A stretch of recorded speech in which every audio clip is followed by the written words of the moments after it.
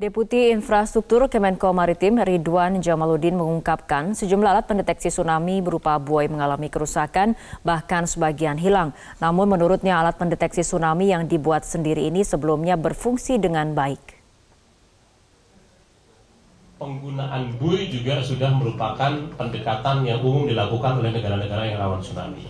Kita pasang banyak sekali yang sudah sempat terpasang, sehingga saya ketika itu antara 10 sampai 12 buoy.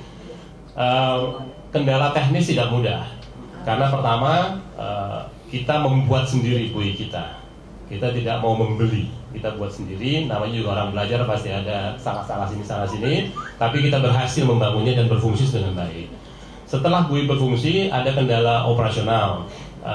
Yang pertama misalnya peralatan yang digunakan tidak semua dirancang yang sesuai dengan kondisi laut Indonesia. Misalnya di kita lebih cepat karatan rantainya dan lain-lain. Jadi itu sedang kita sempurnakan semua. Namun yang paling tidak mudah adalah kendala kultural, kami menyebutnya, untuk menghaluskan sedikit bahwa adanya perusakan-perusakan. Ada beberapa buoy yang kami temukan rusak dan dirusak dengan berbagai alasan. Nah, hal-hal itulah yang kemudian menyebabkan buoy kita akhirnya tidak difungsikan lagi. Akibatnya sekarang kita bergeser menggunakan teknologi yang lebih sulit untuk dirusak, menggunakan kabel bawah laut. Jadi tidak ada lagi buoy yang terapung di atas air itu, tapi sensornya tetap kita pasang, karena buoy itu sendiri sebetulnya fungsinya untuk fungsi transmisi data.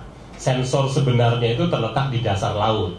Jadi bukan buoy-nya yang mendeteksi adalah sensor yang terletak di dasar laut. Buoy-nya untuk transmisi data, tapi kalau transmisinya nggak berfungsi ya sama saja gitu. Nah, akhirnya kami memutuskan, atau kami itu BPT sekarang memutuskan untuk berbasis kabel. Tidak ada lagi buoy yang terapung-apung. Sensor yang ada di dasar laut tersambung dengan kabel langsung ke daratan. Kalau tadi kita ambil contoh pulau-pulau di sekitar kompleks Krakatau, pulau-pulau itulah yang tempat kita menerima datanya.